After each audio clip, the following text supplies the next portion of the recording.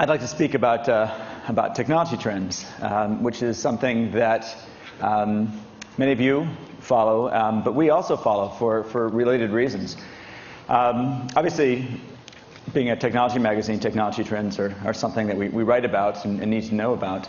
But also, as part of being any monthly magazine, you live in the future. We have a long lead time. We have to plan issues many months in advance. We have to guess at what public appetites are going to be 6 months, 9 months down the road. So we're in the forecasting business. We also, like a lot of companies, create a product that's based on technology trends. In this case, ours is about ideas and information and, if we're lucky, some entertainment. But the concept's quite the same. And so we have to understand not only why a text is important, where it's going, but also, very importantly, when. The timing is everything. And it's interesting, when you look at the predictions made during the peak of the boom in the 1990s about e-commerce or internet traffic or broadband adoption or internet advertising, they were all right. They were just wrong in time. Almost every one of those has come true just a few years later. But the difference of a few years on stock market valuations is obviously extreme. And that's why timing is everything. You've probably seen something like this before. This is the classic Gartner hype curve, which talks about kind of the trajectory of a technology's lifespan. And just for fun, we put a bunch of technologies on it to show whether they were kind of rising for their first hype peak, or whether they were about to crash into the trough of disillusionment, or rise back in the slope of enlightenment, or et cetera. And this is one way to do technology forecasting. Get a sense of where technology is, and then anticipate the next upturn. We tend to do any technology that we think is sufficiently important. We'll typically do it twice. Once, we want to do it first. We want to be the first to do it for the geeks who appreciate that. We'll catch it right there at the technology trigger. You can see in 1997, we put Linux on the cover. But then, it comes back, and sufficiently big technologies are going to hit the mainstream. They're going to burst out. And then it's time to do it again. Last year. And that's one way that we try to time technology trends. I'd like to talk about a way of thinking about technology trends that I call my grand unified theory of predicting the future, but it's closer to a petite unified theory of predicting the future. It's based on the presumption, the observation even, that all important technologies go through 4 stages in their life. At least one of the 4 stages, sometimes all 4 of the stages. And at each one of these stages can be seen as a collision with something else, for example, a critical price line, that changes both the technology and also changes its effect on the world. It's an inflection point. And these are the inflection points that tell you what the next chapter in that technology's life is going to be, and maybe how you can do something about it. The first is critical price. The first stage in a technology's advance is that it will fall below a critical price. After it falls below a critical price, it will tend, if it's successful, to rise above a critical mass and penetration. Many technologies at that point displace another technology. And that's another important point. And then finally, a lot of technologies commoditize. Towards the end of their life, they become nearly free. Each one of those is an opportunity to do something about it. There's an opportunity for the technology to change. And even if you missed, the first boom of Wi-Fi, Wi-Fi did the critical price, it did the critical mass, but it hasn't done displacement yet, and it hasn't done free yet. There's still more opportunity in that. I'd like to demonstrate what I mean by this by going through this, telling a story of the DVD, which is a technology which has done all of these. The DVD, as you know, was introduced in the mid-1990s, and it was quite expensive. But you can see that by 1998 it had fallen below $400, and $400 was a psychological threshold, and it started to take off. And you can see that the units started to trend up, hit an inflection point. It is taking off. The next thing it hit, a year later, was critical mass. In this case, 20% is often a good proxy for critical mass in the households. And what's interesting here is that something else took off along with it, home theater units.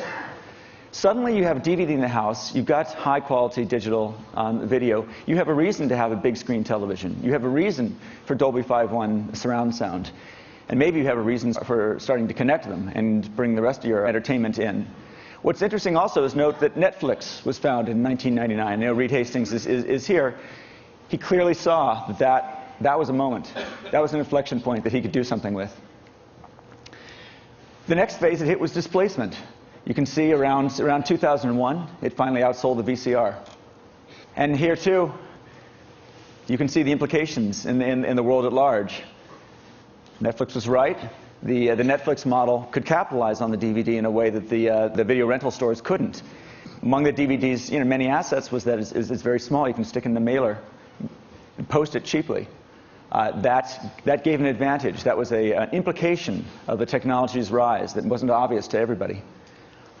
And then finally, DVDs are approaching free. There's a company called Apex, a no-name Chinese firm, who has, and several times in the past year, been the #1 DVD seller in America. Their average price for last year was $48. You're aware of the Walmart, well, perhaps apocryphal Walmart stampede over the $30 DVD. But that's, but they're getting very, very cheap. And look at the interesting implication of it. As they get cheaper, the premium brands, the Sonys and such, are losing market share, and the no-names, the Apexes, are gaining them. They're being commodified, and that's what happens when things go to zero. It's a tough market out there. Now that I've introduced these four ways of looking at technology, these 4 stages of technology's life, I'd like to talk about some other technologies out there, just technologies on our radar, and I'll use this lens, these 4, as a way to kind of tell you where each one of those technologies is in its development. They're not necessarily the top 10 technologies out there. They're just examples of technologies that are in each one of these periods. But I think that the implications of them approaching these crossovers, these intersections, is interesting to think about. Start with gene sequencing. As you probably know, gene sequencing, in large part because it's built on computers, is falling in price at a kind of a Moore's Law-like level. It is now possible will be possible, and if Craig Venter indeed comes today, he may tell you something about this, to sequence the human genome for $40 million by the end of this year. That's as opposed to billions just a few years ago. Our ability to capture the tools of creation are getting closer and closer. What's interesting is that at the same time, the number of genes that we're discovering are rising very quickly. Each one of these genes is a potential diagnostic test. There will come a day when you can have hundreds or thousands of tests done very cheaply if you want to know. You can learn about your own mosaic. Here's another technology that's approaching a critical price. This is a fascinating research from WHO that shows the effect of generic drugs on antiretroviral drug compounds and cocktails. In January 2000, the price was $10,000 or $27 a day. The generics came in first in Brazil and elsewhere, and the effect was just dramatic on pricing. Today, it's less than 50 cents a day. And what's interesting is if you look at the price elasticity, if you look at the correlation between these two, as the antiretrovirals come down, the number of people you can treat goes radically up. And the Clinton Foundation and WHO believe that they can treat 3 million people worldwide by 2005, 2 million in sub-Saharan Africa. And the falling price of drugs has a lot to do with that. Linux is another good example. We've switched to critical mass. These are now technologies that are hitting critical mass. And if you look here, here's Linux in red, and it's hit 20%.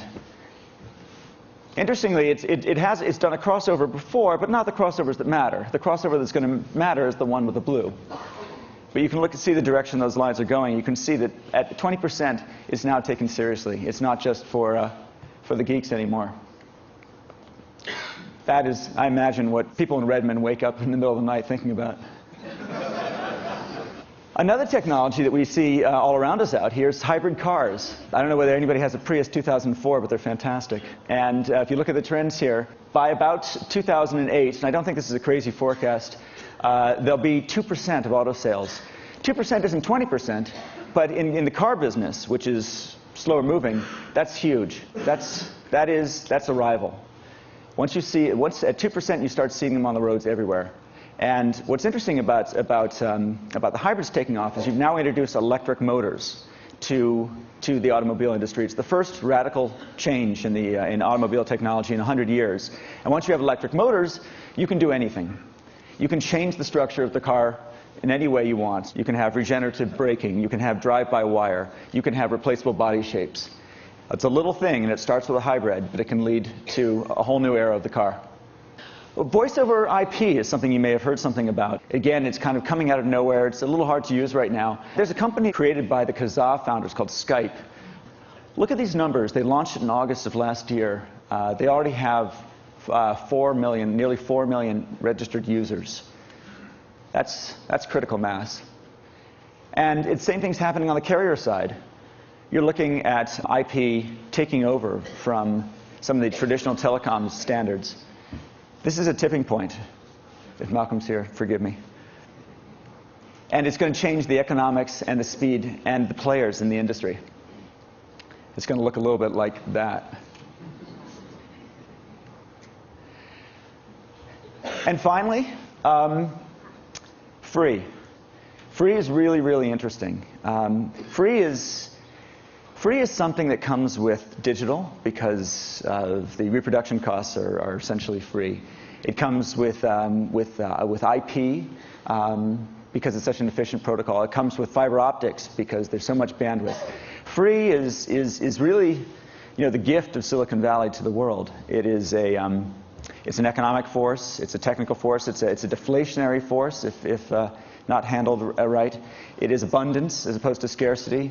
Free is probably the most interesting thing.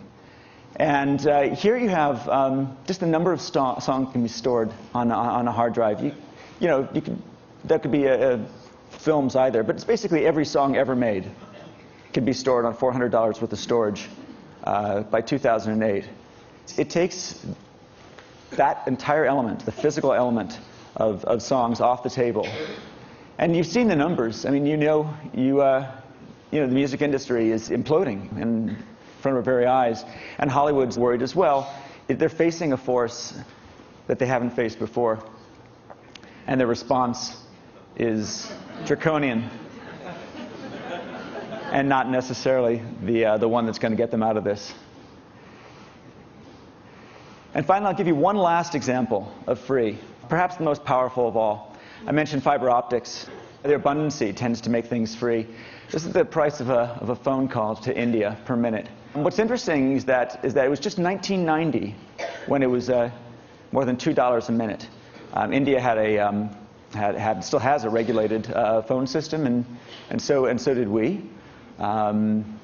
It was surprisingly non-innovative, moved very slowly, but then there was just so much fiber out there. It couldn't hold back. And look how quickly the price fell. You now can get it's 7 cents a minute in many cases. And the consequence of cheap phone calling, free phone calling to India is the pissed off programmer. It's the outsourcing. It is probably one of the most dramatic shifts in globalization and one of the most powerful economic tools that we're seeing in our world today. The force of India and China and any other country that can be reached, that can contact our markets and work with our companies because the communications are free, is just beginning to be felt. And I think that's probably one of the most important technology trends that we're looking at today. Thank you.